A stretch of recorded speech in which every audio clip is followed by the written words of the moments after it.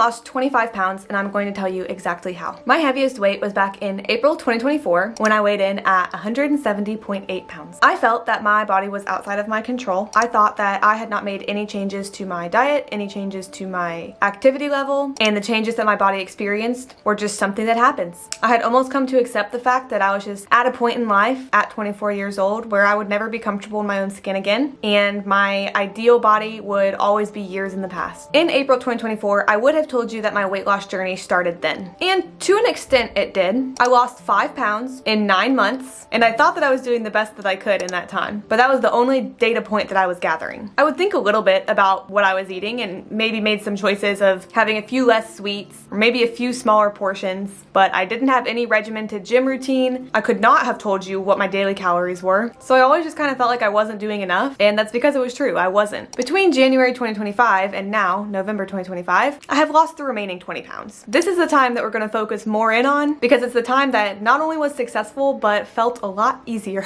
than whatever I was doing in the first months of this. For reference, I am currently 25 years old. I am 5'3". Right now I weigh 145 pounds. I would say my goal is between 140 and 135, though I have taken my foot a little bit off the gas pedal as I'm approaching that goal because I also feel comfortable where I'm at now. Are you ready to be let in on my secrets? Number one, the starting place, is that I stopped lying to myself. I was never going to lose weight until I acknowledged that I had weight to lose. If you showed 170-pound Anna a picture of me right now, 25 pounds down on a 5'3" frame, I would not have known that my body at that point was different than that picture of me now. I was more convinced that my clothes were changing than my body was changing. I told myself that my body worked different than other people's bodies. Other people's bodies might follow the law of thermodynamics where the energy that you take in and the energy that you take out results in either weight loss or weight gain. Other people's bodies might have worked that way, but mine was somehow different. I don't know if I would have said this out loud, but in my brain, I definitely felt that I was an outlier. I felt I've done everything right, I've been doing everything I can, and for some reason I still gained weight. And it really was just excuses or delusion that I was living in. Looking back now, because I actually can look at my habits in the time that I was gaining weight, since I have vlogs from it all, I was starting every single day with a breakfast smoothie that was absolutely delicious, made of entirely healthy foods that easily was 700 to 800 calories every single morning. I can even look at pictures I've taken of lunches that I was eating around this time last year when I was losing weight without any actual set plan to and not very successful at it, and my lunches were easily 700 to 800 calories. There was no reason for me to be eating that much, and despite what I was eating being that calorically dense, it was not satiating me. I was not feeling full. I had no set plan in the gym, which always left me feeling like I was failing in the gym, like I just wasn't doing enough in the gym, and I probably really wasn't. The solution was not a restrictive diet, telling myself no to things that I enjoyed. It started with just radical honesty. I had to take the very uncomfortable step to acknowledge that my body was holding more body fat than it had before because I was eating more than I previously have before, and I was not using all of that energy that I was eating. Therefore, my body was making little energy stores, little fat cells on my body, and I had to actually realize that in my brain. There's kind of a day where it sort of clicked. That felt super empowering because if my weight gain was outside of my control, then it felt as though any weight loss, maybe I'll just get lucky and lose weight, which doesn't really happen. But understanding the fact that my weight gain was in my control, I wasn't consciously doing it, but it was my own actions, helped me feel like my own actions then could lead my weight loss as well. Nearly every person, myself included, will underestimate what they're consuming in a day and overestimate how many active calories they are burning in a day. So after I stopped lying to myself, I learned that weight loss is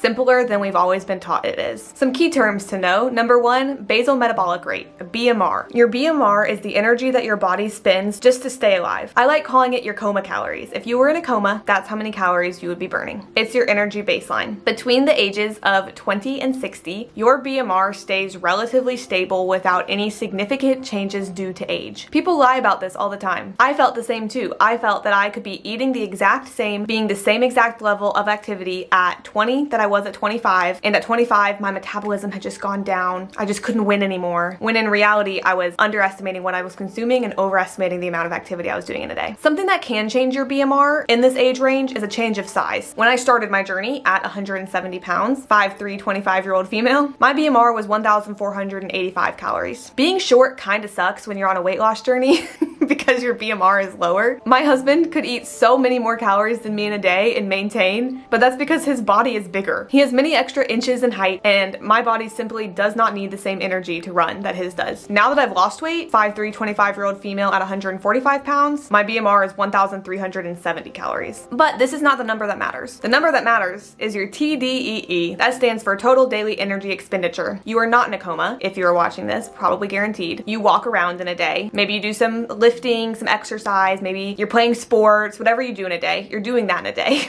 and that uses energy. Your TDEE is your coma calories plus the calories that you spend in a day, and that is your budget of calories that you can eat and stay the same. Bodies don't work just in days. Your body doesn't care only what you did last Tuesday and change accordingly. Your body works in an average. Weekly averages of the calories you're spending each day, weekly averages of the calories you're consuming each day, monthly averages. While each day individually does not matter, if over weeks and months you are consuming more energy than your body is using, you will gain weight. If over weeks and months you are consuming less energy than your body is using, then your body will use the energy stores, the fat cells that it has stored for itself, and you will lose weight. Crash diets or like little special hacks usually work initially only because they reduce the number of calories that someone is eating. It's not some special unique formula in grapefruit that makes you lose weight. Crash diets, however, are not sustainable because they're not a lifestyle change, and so as soon as you stop the crash diet, you return back to your lifestyle habits that you had before, which means you'll likely return back to the same weight that you were before. So what did I actually do? If at the beginning of my journey I heard anyone say what I'm about to say now, I would have clicked off the video because I wasn't ready for it. And I think it's really important to note that if data points such as calories and weights are triggering to you, that's a good sign that that's something that needs to get worked through. Numbers shouldn't have an emotional charge to them, and that's not to say they don't, for very valid reasons for very many people. But if being aware of the calories that you consume, or if being aware of the weight that you weigh is something that is too hard for you, that needs to get addressed first before entering into an intentional weight loss journey. That being said, the only way that I was successful in my weight loss was that I have been in a calorie deficit. I have been consuming less energy than my body has been using,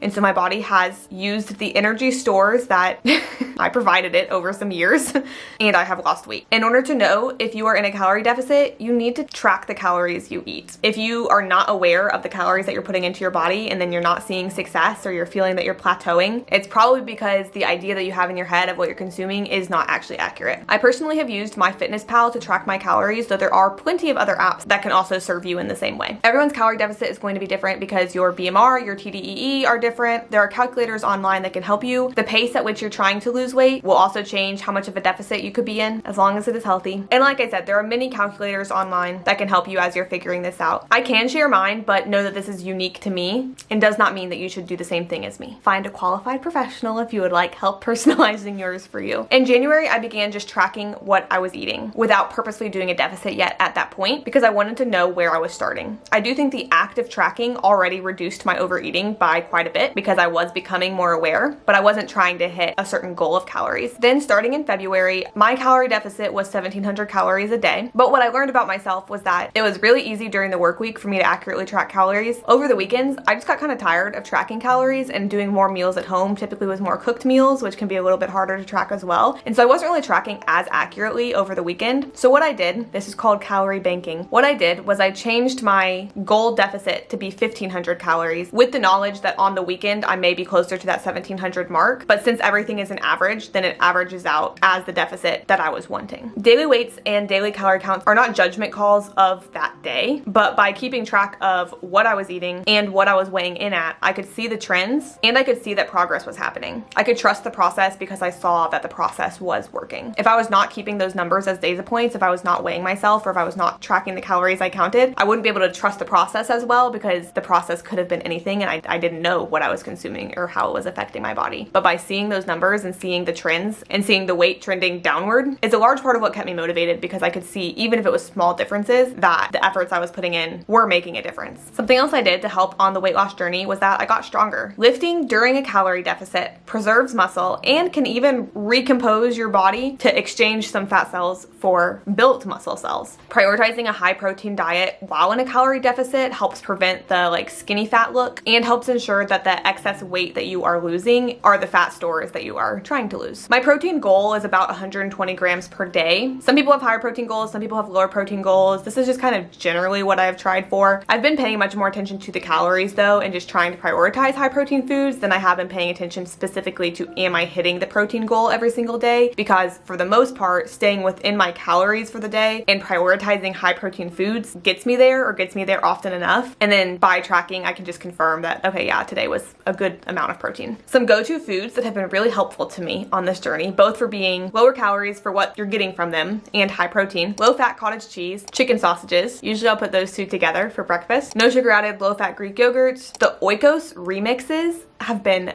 so good, and you get a good amount of protein for the amount of calories they are. Core Power shakes I usually have with lunch to help me reach those protein goals. Protein shakes and protein bars are good to have when needed to get extra protein, but if you are beginning your journey, it is best to get protein from like more natural protein sources, and then use the things like shakes and bars as your secondary line of defense to get enough protein. So that means lots of dinners have been ground turkey, chicken breast, chicken tenderloins, baked without anything crazy on them, or ground turkey and rice with like a nice season, nice sauce, some veggies. As someone who really likes food, I do not feel that this journey has been me having to say no to myself a lot, but I think a lot of that also is because of the mindset change to where being aware of calories and knowing like what is actually making up the foods that I'm eating. I may see some things, I'm trying to think of an example. Cheez-Its, for example. I love Cheez-Its. I have had Cheez-Its on my weight loss journey because I make them fit into my macros on some days whenever I would really like them. I used to have them so often, and while now I will occasionally, like I said, on a typical day, the amount of calories for the amount of Cheez-Its that I would like to have just doesn't feel worth it to me anymore. It's like I'm budgeting. Like, ooh, that's really expensive and I'm not feeling that today. I'm gonna have this yogurt that I really like instead. In the gym, and we can talk more about workouts if you would like to, let me know. I've been averaging about 4 to 5 times lifting per week. In the beginning, we did a split that was shoulders and triceps one day, legs one day, chest and biceps one day, and back one day. And then we would just do that order and then take rest days as needed in between all of that. Now we've switched our split a little bit and we do a push day, a pull day, a leg day, an upper body day, and a lower body day. It's kind of just semantics, like if you're doing a split or what you're doing in the gym. The more important thing is just that you're going, that you're using your muscles. And to be so honest, I've really just had fun in the gym this year, and I also feel that my brain has been nicer to itself because I know what I've been doing in the gym, and I know that I've been lifting heavy and that I've been building muscle, and so there's less voice in my head always telling me that I'm not doing enough in the gym like there has been previously, because I know that I'm fine and I've seen success and I've seen growth, so my brain is nicer to itself.